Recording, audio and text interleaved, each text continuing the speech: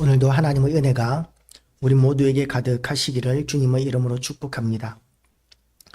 우리가 유대인들의 절기 가운데서 가장 중요한 절기, 가장 큰 절기를 유월절로 이렇게 알고 있습니다. 유월절은 정말 중요한 날입니다. 왜냐하면 이스라엘 백성들이 애굽에서 종로로 타다가 이제 출애굽한 날이기 때문입니다. 애굽에서 살았던 기간은 430년 정도 되었는데 이렇게 출애굽하기까지 종생활한 기간은 대략 한 100년 정도로 이렇게 생각을 합니다.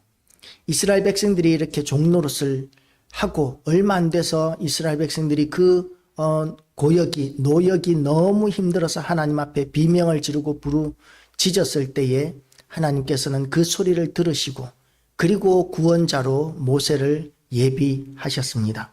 그리고 그 모세가 장성하면서 애굽의 왕자로 자라나면서 애굽의 모든 그 첨단 문물과 많은 학문들을 배우게 되고 군사학이라든지 전쟁이라든지 이 왕자로서 갖추어야 할 모든 것들을 다 나라를 다스리기 위한 모든 것들을 배우면서 자라났었습니다. 그리고 나이 40이 되었을 때에 이제 이스라엘을 구원하고 싶은 마음이 일어나서 자기 힘으로 많은 것들을 배웠고 자기가 존귀한 자이기 때문에 자기 힘으로도 능히 이스라엘 백성들을 구원할 수 있을 것이라고 생각했는지 모르겠습니다.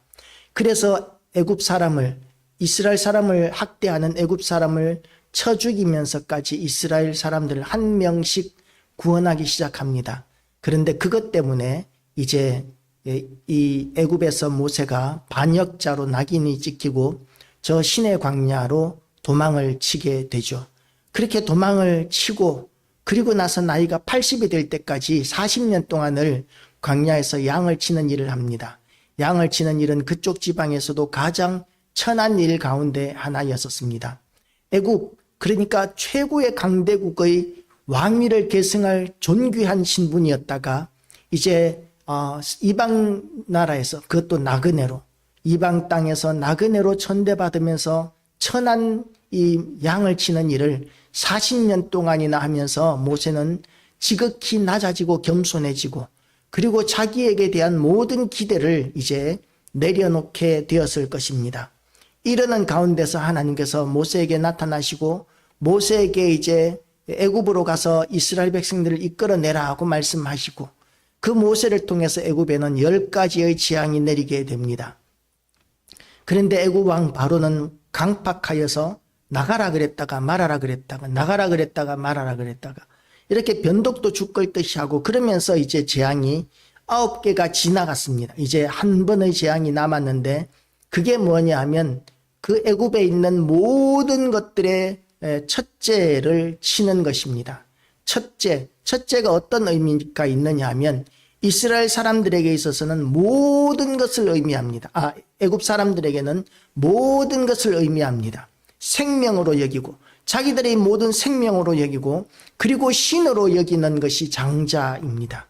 그래서 이 장자가 잘못되면 집안이 망한 것으로 여기는 정도로 그렇게 장자는 중요한 위치입니다. 그러니까 그 장자를 하나님께서 치시겠다는 것은 그야말로 애굽 사람 전체를 다 멸한다는 상징적인 의미가 있는 것이죠. 다른 사람들이 죽는 것보다도 장자가 죽는 것은 애굽 사람들에게 가장 큰 비극적인 일이고 큰 슬픔을 가져오게 되었을 것입니다.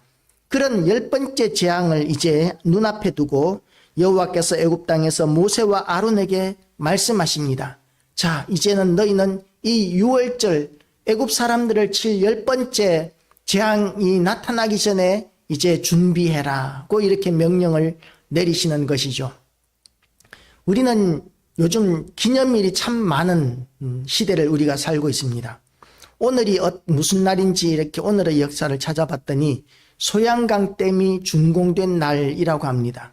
소양강댐 아주 오래전이죠. 제가 태어나기도 전이었을 것 같은데 하여튼 그 소양강댐이 준공되어서 그 댐으로 말미암아서 이제 상습적으로 서울에 임하던 그 홍수나 가뭄이나 이런 것들에 대한 큰 방비가 되었습니다. 그때 이후로 서울 지방의 홍수나 가뭄에 의한 그런 피해는 굉장히 많이 줄어들었습니다. 물론 완전히 없어지지는 않았지만 그래도 굉장히 많이 줄어들게 되었고, 그 소양강댐에서 이제 전력도 발전하고 수력 발전도 하고, 그리고 그 소양강댐으로 말미암은 경제적인 이익이 1년에 1조 몇천억 원 이상이 될 정도로, 그렇게 소양강댐은 우리나라 경제 발전사에 있어서 굉장히 중요한 역할을 하는 댐입니다. 그 댐이 오늘 준공됐더라고요. 오늘. 그런데 그 외 우리는 이 땅을 살아가면서 수많은 기념일들을 따집니다. 요즘 젊은 아이들은 이제 다른 기념일들은 몰라도 이제 남자친구를 사귀거나 여자친구를 사귀면 절대로 그냥 넘어갈 수 없는 기념일이 있는데, 100일 기념일, 뭐 1년 기념일, 이거 그냥 넘어갔다가는 대판 싸우거나 아니면 헤어지거나 뭐 그럴 정도로 기념일을 우리 아이들이 굉장히 중요시 여기는 것이죠. 나라에도 중요한 기념일들이 있습니다. 국경일이라는 것이 있고, 이렇게 여러 가지 공휴일들이 있죠. 그런 공휴일들이 이제 기념하라고 있는 것이죠. 현충일, 국군의 날, 한글날, 뭐 이런 모든 기념일들이, 광복절이라든지 모든 기념일들이 다 기념하기 위하여 이렇게 빨간 날로 달력에 표시까지 해놓고 놀게 만들고, 그러면서 기념일을 지키게 만듭니다. 그런데 하나님께서 이스라엘 백성들을 이끌어내신 이 유월절은 어떤 의미가 있느냐 하면, 이스라엘 백성들이 종의 상태에 있다가 자유인이 되는 그런 엄청난 일인 거예요. 그리고 이 유월절이 상징하는 것이 뭐냐 하면, 우리에게 있어서는 죄와 사망의 법에 매여 있던 우리가 이제 예수 그리스도로 말미암아 구속 곧 죄 사함을 받고 우리가 구원을 얻은 그것을 기념하는 그런 의미가 담긴 것이 우리에게 있어서는 유월절입니다. 그래서 이스라엘 백성들의 그 유월절이 우리에게 와서는 어떤 절기로 지키느냐 하면 부활절로 지킵니다. 우리에게서는 있어서는 예수 그리스도께서 부활하신 날, 그날이 이제 우리가 구속 곧 죄 사함을 받은 날, 우리가 구원받은 가장 큰 날로 이렇게 여기는 것이죠. 물론 예수님이 십자가를 지시기 전에, 그리고 또 부활하시기 전에 이미 우리는 예수님을 믿었다면, 그러면 그 사람들은 다 구원받습니다. 왜냐하면 예수님의 십자가 죽으심과 부활하심은 그 예전의 죄와 이후의 죄, 그러니까 영원 전부터 영원 이후에까지 예수님을 믿는 모든 사람들은 다 구원받게 하는 능력이 있기 때문입니다. 예수님을 믿기만 하면, 그러면 우리는 구속과 죄 사함을 받는데, 이스라엘 사람들이 애굽에서 종로로 탈 때보다도 더 비참한 상황이 죄와 사망의 법에 매여 있는 사람들의 삶입니다. 본인들은 지금 깨닫지 못하고 있지만 우리의 이 짧은 시간이, 인생이 지나가고 나면 우리는 죄와 사망의 법에 매여서 살아갔던 일들에 대한 대가를 영원토록 지불하게 될 것입니다. 영원토록 지불하게 될 것이기 때문에 이 세상에서 우리가 잠깐 고생하는 것과는 비교도 되지 않는 엄청난 죄의 대가가 우리를 기다리고 있는 것이죠. 이스라엘 사람들의 그 애굽에서의 종노릇과는 비교도 할 수 없는 그런 비참한 일들이 죄와 사망의 법에 매여 있는 사람들을 기다리고 있습니다. 그래서 우리는 우리가 구원받은 것이 얼마나 중요한 일이고 얼마나 큰 날인가에 대해서 우리는 인식해야 합니다. 하나님께서 이스라엘 백성들을 출애굽시키시고 그 일에 대해서는 이제는 기념하라고까지 말씀하십니다. 그래서 14절 말씀을 보면 너희는 이 날을 기념하여 라고 이렇게 이야기합니다. 그 뒤에도 하나님께서는 이 유월절과 관계된 이런 무교절 또는 이런 여러 가지 재앙들에 대해서, 규례에 대해서 이렇게 여러 가지로 말씀하시고, 그리고 계속해서 기념하라고 이렇게 말씀을 하십니다. 42절에서도 이스라엘 자손이 다 대대로 지킬 것이니라고 이렇게 말씀을 하시고, 이렇게 유월절에 관계된 기념 행사들을 구체적으로 세부적으로 하나님께서는 모세를 통하여 이스라엘 백성들에게 가르쳐 주셨습니다. 그 유월절이 이제는 예수 그리스도 십자가 죽으심과 상통하는 이유가, 이제 이 유월절 행사에 하는 모든 일들이 다 상징적인 의미가 있기 때문인 것이죠. 이 유월절이 얼마나 중요한 날이냐 하면 2절 말씀을 보면, 12장 2절 말씀을 보면 이렇게 말씀하십니다. 이달을 너희에게 달의 시작 곧 해의 첫 달이 되게 하고, 그러니까 우리가 지키는 그 기념일들은 그 날이 일어났던 날을 기준으로 이렇게 기념일을 지키지 않습니까? 그런데 하나님께서 이스라엘 백성들에게 주신 이 유월절은 역사의 새로운 시작으로 지키라고 말씀하고 있는 거예요. 아예 한 해의 시작으로 이 날을 지키라고 말씀하십니다. 그래서 이 유월절이 얼마나 중요하고 큰 일이고 얼마나 큰 은혜인지를 너희가 알아라 하고 말씀하시는 것이죠. 그것과 마찬가지로 예수 그리스도께서 우리를 위하여 십자가에 못 박혀 죽으시는 것이 얼마나 위대한 일이고 엄청난 일인지에 대해서 우리는 인식을 해야 됩니다. 그래서 우리는 한 해가 시작할 때에도 우리 주님께서 우리를 위하여 우리에게 새로운 삶을 열어주신 것에 대해서 묵상하고 인식해야 하고, 첫 달을 시작할 때 한 달이 시작되는 첫날에도 우리는 주님께서 우리를 위하여 시작하신 새로운 시작에 대한 기쁨과 감격을 우리는 묵상해야 하고, 하루를 시작할 때에도 첫 시간부터 하나님께서 우리에게 베풀어 주신 그 크신 은혜, 그 은혜를 묵상하는 삶을 살아야 합니다. 우리에게 엄청나게 좋은 일이 생기면 그러면 그것을 기념하지 않을 사람들이 누가 있겠습니까? 너무나 감사해서 하나님 앞에 감격하고 감사하고 기념을 스스로 하게 되는 것이죠. 이 일이 얼마나 좋은 일인지를 아는 사람만이 하나님을 찬양하고 하나님을 기뻐하고 항상 즐거워하는 그런 삶을 살 수 있습니다. 하나님께서 우리에게 하신 일이 얼마나 귀한 일인지, 얼마나 좋은 일인지, 얼마나 엄청난 일인지를 아는 것, 그것이 바로 믿음인 것이죠. 그 믿음을 가지지 못한 사람들은 다 영원한 형벌, 영원한 죄와 사망의 법에 매여서 영원한 심판을 받게 되어 있는 것입니다. 유월절을 지키는 규례로서 하나님께서는 첫 번째로 어린 양을 취하라고 말씀하십니다. 이스라엘 온 회중에게 말하여 이르라. 회중이라는 말의 의미는 뭐냐 하면 지금 우리로 치면 성도라는 그런 의미가 됩니다. 교인, 교회라는 의미가 됩니다.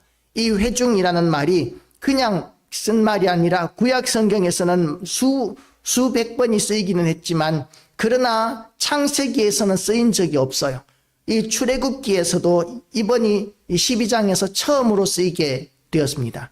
숱하게 많이 쓰이는 말인데, 그런데 그 말이 처음 쓰여졌는데 그 말의 의미가 교회라는 의미가 되는 거예요.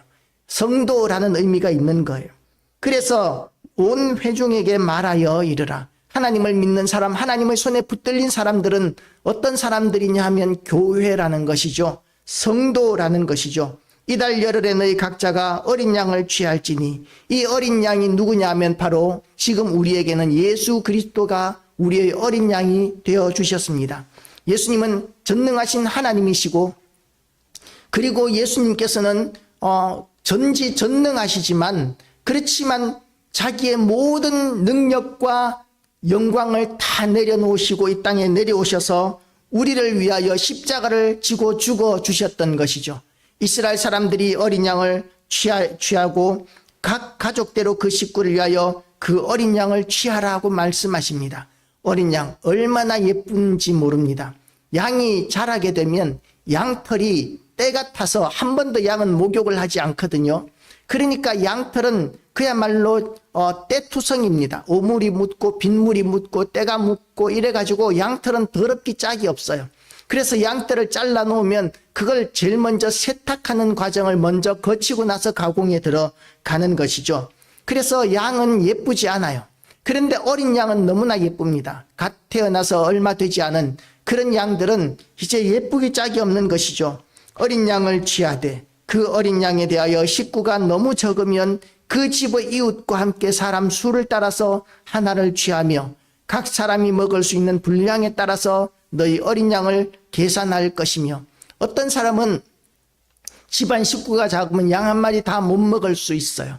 그런데 어떤 사람은 이 식구가 많으면 양을 충분히 먹을 수도 있습니다. 그러면 양을 한 마리를 다 먹을 수 없는 식구가 작은 집들은 어떻게 하느냐 하면 자기가 먹고 남는 것을 그냥 버리는 식으로 처리하는 것이 아니라 이웃집에 우리처럼 식구가 적은 사람들을 초청해서 같이 나누어 먹는 그래서 그 양이나 염소에 남는 것이 하나도 없도록, 가능하면 하나도 없도록 그렇게 다 먹어야 한다는 것이죠. 그래서 그 양을 어떻게 하느냐 하면 너희 어린 양은 흠없고 1년 된 수컷으로 하되 양이나 염소 중에서 취하고 이달 열 나흔 날까지 간직하였다가, 자, 열흘에 10일에 그 양을 취해서 4일 동안을 가지고 있는 거예요. 그러면 그 양을 그냥 들판에 내놓는 것이 아니라 양을 집 안에서 이제 같이 먹고 같이 잡니다. 그 어린 양을 같이 먹고 같이 자는데, 물론 1년 된 양이니까 너무 작은 양은 아니지만 그래도 이제 양이 정이 드는 거예요. 같이 먹고 같이 자고 하면서 4일 동안 정은 들 대로 들게 됩니다. 그리고 이제 14일이 되었을 때에 이제 하나님께서 명령하신 그날 이제 양을 잡아서 고기를 먹는 것이죠. 그렇게 그 정이 든 양을 잡아먹는 그 일이 얼마나 비참하고 끔찍하겠습니까? 아이들은 양을 불쌍히 여겨서 잡지 말라고, 우리 차라리 먹지 말자고 그러고 이러는 아이들도 있었을 것입니다. 그런데 하나님께서는 그 양을 잡아 죽이라고 말씀하시는 것이죠. 그리고 먹으라고까지 말씀하시는 것입니다. 그 일을 통해서 이스라엘 백성들이 깨달아야 할 것, 그리고 또 우리가 깨달아야 할 것이 있는데, 그게 뭐냐면 하나님께서 그 독생자 예수 그리스도를 이 땅에 보내시는 것이 결코 아무것도 아닌 일이 아니었습니다. 너무나 아픈 일이었고 너무나 엄청난 대가가 있는 일이었습니다. 그래서 하나님께서는 예수님이 십자가에 못 박혀서 그 생명을, 숨을 거두실 때에 하늘을 가리시고 온 하늘이 캄캄해졌다고 성경은 이야기하고 있어요. 예수님이 십자가에 못 박혀서 고통당하는 그 순간, 십자가에 못 박혀 죽으시는 그 순간 하나님께서는 참아볼 수가 없어서 눈을 돌리신 그 현상이 바로 온 하늘이 캄캄해지는 현상으로 그렇게 나타났었습니다. 그래서 우리는 어린 양을 그렇게 4일 동안 함께 먹고 자고 하면서 품에 안았던, 정이 들었던 그 양을 잡으면서 하나님께서 우리를 위하여 얼마나 아픈 일을 해주셨는지, 얼마나 엄청난 일을 해주셨는지에 대해서 우리가 간접적으로나마 경험하고, 그리고 감사하게 하시는 것이 이 목적인 것이죠. 그래서 이 어린 양, 다 늙은 그런 지저분하기 짝이 없는 그런 닿으면 때가 묻을까봐 겁이 나는 그런 양이 아니라 그나마 깨끗한 1년 된 어린 양을 잡아서 이제 식구들이, 가족들이 나누어 먹는 그 일을 통해서 우리 하나님께서 독생자 예수 그리스도를 이 땅에 보내신 그 일에 대한 그 아픔을 간접적으로 조금이나마 경험하게 되는 것입니다.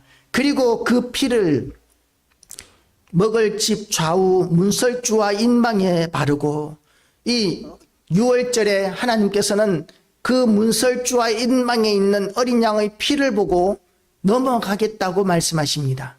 하나님께서 죽음의 천사를 보내실 때에 그 죽음의 천사가 집집마다 들어가서 장자들을 다 죽이는데, 그런데 다만 그 양의 피가 문 인방과 설주에 발라져 있기만 하면, 그러면 너희 죽음의 천사는 그 집을 넘어간다는 의미에서 6월절이에요. 그러니까 6월달이라서 6월절이라는 것이 아니라 6월달과는 전혀 상관이 없고 6월 넘어간다는 의미에서 6월절이 되는 것이죠. 무엇을 보고요? 어린 양의 피를 보고 넘어간다는 것입니다. 이스라엘 백성이었는데도 불구하고 그 문과 인방에 그 어린 양의 피를 바르지 않았다면 어떻게 되었을까요? 그 이스라엘 사람의 집에 죽음의 천사가 들어가게 될 것이고 그 집의 큰아들은 죽게 될 것입니다. 그래서 오늘 본문에서 구원받을 수 있는 사람들은 어떤 사람들이 구원을 받느냐 하면, 다른 사람이 아니라 어린 양의 피를 문 인방과 설주에 바른 사람들의 집만 구원을 받는 거예요. 이스라엘 사람들이기 때문에 구원받는 것이 아니라 하나님의 명령을 순종하고 하나님의 말씀을 믿는 사람들, 어린 양의 그 피가 우리를 구원할 것이라는 것을 믿는 사람들, 그 사람들만 생명을 얻고 구원을 얻게 되는 것, 그것이 6월절의 원칙입니다. 6월절의 비밀. 지금도 우리가 구원을 얻는 데 있어서 구원 얻는 유일한 방법이 뭐냐 하면 예수 그리스도를 믿는 것입니다. 예수 그리스도가 아니고는 우리는 누구도 구원을 얻을 수 없습니다. 예수께서 우리의 구세주가 되어주시고 하나님께서는 예수님을 믿는 누구든지 어떤 죄든지 다 용서하시고 의롭다고 여기시겠다고 그렇게 말씀하십니다. 그리고 취해야 될 어린 양은 어떤 양입니까? 너희 어린 양은 흠없고 일련된 수컷으로 하되, 흠이 없어야 한다는 것이죠. 우리가 구원받기 위해서는 흠이 없어야 합니다. 그런데 의인은 없나니 한 사람도 없다고 성경은 이야기하고 있어요. 우리는 의인일 수가 없습니다. 우리는 죄가 없을 수가 없습니다. 그런데도 불구하고 구원받기 위해서는 우리가 죄인이기 때문에 우리 대신에 흠도 티도 없는 완전한 누군가가 우리의 제물이 되어줘야 합니다. 우리의 제물이 되어줘야 할 것이 죄가 있거나 더럽거나 흠이 있거나 문제가 있어서는 절대로 안 됩니다. 완전한 자라야 우리를 대신해서 죽어줄 수가 있는 것이죠. 사형수들이 감옥에 지금 우리나라에 한 50여 명이 아직 사형 집행이 안 되고 있다고 그래요. 그런데 이제 전부 다 전국에 있는 사형수들을 서울구치소로 이렇게 다 옮겼다고 합니다. 그 서울구치소가 이제 사형 집행 시설이 제대로 잘 유지되고 관리되고 있는 곳이기 때문이라고 그래요.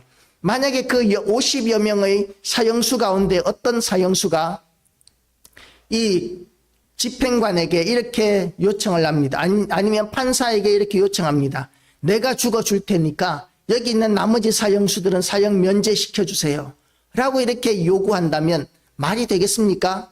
이 사람은 자기 죄로 말미암아 마땅히 죽어야 할 사람이고 다른 사람들도 마땅히 자기 죄로 말미암아 죽어야 하는데, 그런데 내가 죽는 것을 통해서 다른 사람들은 구원해 주세요 라는 것은 논리적으로 말이 안 되는 것이죠. 50명이 다 사형 집행을 받아야 공의가 이루어지는 것입니다. 그렇기 때문에 우리를 위해서 대신해서 우리를 위하여 십자가에 못 박혀 죽을 수 있는 완전한 자, 완전한 제물이 되어줄 수 있는 자는 이 세상에 아무도 없어요. 유일하게 예수 그리스도만 우리를 위하여 십자가에 못 박혀 죽으심으로 말미암아 우리의 죄를 대속하실 수가 있는 분이십니다. 그래서 다른 사람들이, 의로운 사람들, 어떤 선한 사람들이 다른 사람들을 구하다가 뭐 죽었다라든지 뭐 선한 일을 했다라든지 이런 것이 선하고 좋은 일이고 우리가 본받아야 할 일이지만, 예수님처럼 그렇게 온 세상의 죄를 다 책임질 수 있는 그런 권세와 능력과 거룩함이 있는 존재는 이 세상에 아무도 없기 때문에 그 의인 한 사람이 다른 한 사람을 도울 수는 있어도 온 인류를 구할 수 있는 방법은 없는 것이죠. 그리고 의로운 사람들, 예수님 말고 다른 의로운 사람들은 아무리 선한 일을 한다 할지라도 다른 사람을 천국으로 이끌지 못합니다. 그 의인조차도 예수님이 아니라면 절대로 천국에 들어갈 수 없습니다. 그래서 예수 그리스도 말고는 천하 인간의 구원 얻을 만한 다른 이름이 없습니다. 흠도 없고 티도 없는, 아무런 문제가 없는 유일한 완전한 양이신, 완전한 제물이신 예수 그리스도가 우리의 구원의 길인 줄 알고 우리에게 하나님께서 독생자 예수 그리스도를 보내주신 그 일이 얼마나 귀하고 큰 일인지 우리가 새롭게 인식하고 오늘도 그 기쁨과 감격을 누리시고 하나님을 찬양하는 그런 마음들 우리가 가지게 되시면 좋겠습니다. 그리고 그 밤에 고기를 불에 구워 무교병과 쓴 나물과 아울러 먹되 날것으로나 물에 삶아서 먹지 말고 머리와 다리와 내장을 다 불에 구워 먹고 아침까지 남겨두지 말며 라고 이렇게 이야기합니다. 예수 그리스도로 말미암은 구속사역에 대하여, 복음의 말씀, 구원사역에 대하여 우리는 단 하나도 우리는 잃어버리면 안 됩니다. 흘리면 안 됩니다. 예수님은 하나님이셔야 합니다. 그리고 하나님이심과 동시에 사람이셔야 합니다. 그리고 이 땅에 내려오실 이유가 전혀 없으신데도 불구하고 우리를 향한 하나님의 사랑 때문에 이 땅에 내려오셔서 지극히 낮은 말구유에서, 말밥통에서 태어나시고, 그리고 이제 이 평생을 사시면서 온갖 고난과 모든 모욕을 당하시고, 그렇게 하시면서 인간의 모든 고통과 시련들을 체휼하시고 직접 몸으로 경험을 하시고, 그리고 나서 이제 십자가에 못 박혀 죽으시고 그리고 부활하시고 승천하시는 일을 하셨습니다. 이 모든 일들 가운데 한 가지라도 우리는 빼먹으면 안 됩니다. 복음의 진리는 다 우리가 붙들어야 하는 것입니다. 어떤 사람들은 예수님은 어떻게 사람이 하나님이 될 수 있느냐라고 이렇게 주장을 합니다. 그렇게 주장하는 사람들은 절대로 구원받을 수 없습니다. 예수님이 만약에 사람이기만 하고 하나님이 아니시라면 우리의 중보자가 되실 수 없기 때문입니다. 예수님은 하나님이신 것과 동시에 사람이셔야 하나님 존전에 가셨어도 하나님의 그 크신 영광 때문에 어떤 상해를 받지 않으시는 거예요. 소멸되지 않으시는 것입니다. 우리는 만약에 하나님의 영광 앞에 가면 어떻게 됩니까? 우리는 죄인이기 때문에, 연약한 자이기 때문에, 부족한 자이기 때문에 하나님의 영광의 광채를 견디지 못하고 우리는 소멸되어 버립니다. 아무것도 할 수 없습니다. 그런데 예수 그리스도께서는 하나님과 동격이시기 때문에 하나님과 대화를 나누시면서 얼마든지 우리를 대속해 주실 수 있는 분이신 것이죠. 그래서 예수님을 믿지 않고는 구원이 없습니다. 그리고 예수님이 하나님이신 것과 사람인 것을 동시에 믿지 않으면 구원을 받을 수 없습니다. 우리는 이 두 가지를 다 믿어야 한다는 것이죠. 그리고 이제 하나님께서는 이 위대한 일들, 이 유월절의 일들을 하나님께서는 이제 이스라엘 백성들에게 기념하라고 말씀하십니다. 내가 그 밤에 애굽 땅에 두루 다니며 사람이나 짐승을 막론하고 애굽 땅에 있는 모든 처음 난 것을 다 치고 애굽의 모든 신을 내가 심판하리라. 나는 여호와라. 하나님께서는 사람들만 심판하시는 것이 아니에요. 애굽 사람들은 수많은 신들을 섬겼습니다. 나일강의 그 신들, 또는 산의 모든 짐승들 모양을 한 신들, 수많은 신들을 만들어서 섬겼었습니다. 그 신들의 대표적인 모든 것들을 상징하는 것이 바로 장자인 것이죠. 가장 위대하고 중요한 신, 가정에서 장자, 그 장자가 모든 신들의 대표를 상징하는 것입니다. 그런데 그 장자를 죽이심으로 말미암아 애굽의 모든 신들은 다 무기력하기 짝이 없고 아무런 소용이 없는, 아무런 가치가 없는 존재다라는 것을 하나님께서는 애굽 사람들에게 또는 이스라엘 사람들에게 다 보여주신 것입니다. 이스라엘 사람들, 애굽 사람들이 이제 하나님 말고는 다른 어떤 신들도 하나님 앞에서 아무것도 아니라는 것을 눈으로 보게 하시기 위하여 하나님께서는 애굽의 그와 같은 큰 재앙들을 10가지의 재앙들을 다 내리시고 마지막에는 장자를 죽이시는 그 재앙까지 내리게 하셨습니다. 왜 그렇게 하시느냐 하면 그렇게 해서라도 한 사람이라도 하나님을 믿게 되면 구원을 받을 수 있기 때문이에요. 애굽 사람이든지 이방인이든지 간에 누구든지 할 것 없이 누구든지 하나님께서 우리를 얼마나 사랑하시는지, 그리고 하나님께서는 이런 속죄 제사를 통하여 누구든지 구원하실 수 있다는 것을 믿게 하시려고, 그것을 믿는 사람마다 구원받게 하시는 것이 하나님의 선하신 목적인 것입니다. 그래서 이 사실을 믿는 모든 사람들, 그 누구든지 이스라엘 사람들뿐만 아니라 그 애굽에서 종노릇하고 있는 허다한 잡족들까지 수많은 사람들을 하나님께서는 다 구원을 하셨습니다. 그래서 이스라엘 백성들이 나올 때 애굽 사람들만 나온 건 아니에요. 이스라엘 사람들이 믿는 하나님을 믿었던 사람들은 이스라엘 사람들이 출애굽할 때에 다 따라 나왔었습니다. 그래서 이스라엘은 믿음이 중요한 거예요. 하나님께서 우리를 구원하시는 데는 혈통이 중요한 것이 아니라 믿음이 중요한 것입니다. 그래서 허다한 잡족들을 하나님께서는 다 구원을 하시면서 이스라엘 백성들을 이끌어내셨던 것이죠. 그렇게 하나님께서 우리까지도 구원하셨습니다. 우리까지도 하나님께서는 다 구원을 하시고 혈통 때문이 아니라 예수 그리스도를 믿는 믿음 때문에 우리를 구원하시고, 그리고 이 날을 기념하라고 말씀하셨습니다. 우리는 이제 이 유월절은 이제는 우리는 지키지 않아요. 대신에 우리는 부활절을 지킵니다. 유월절, 이스라엘 백성들에게 구원의 가장 큰 날이 유월절이었다면 이제 우리는 예수 그리스도를 믿는 성도로서, 회중으로서 이제는 우리가 예수 그리스도로 말미암아 구속과 죄사함을 받는 그 가장 중요한 날인 부활절을 기념하여 지키면서 하나님께 향한 온전한 신앙을 지켜나가는 것입니다. 기념하지 않는다면 인간은 금방 망각해버리고 잊어버리기도 너무나 쉽습니다. 하나님께서 기념하라고 말씀하신 이 일이 하나님께서 우리를 위하여 하신 얼마나 위대한 일인지를 우리가 알고 오늘도 하나님의 말씀을 붙들고 우리를 구원하신 그 하나님의 그 크신 은혜에 감사와 찬양과 기쁨과 영광을 돌려드리시기를 주님의 이름으로 축복합니다. 기도하시겠습니다. 하나님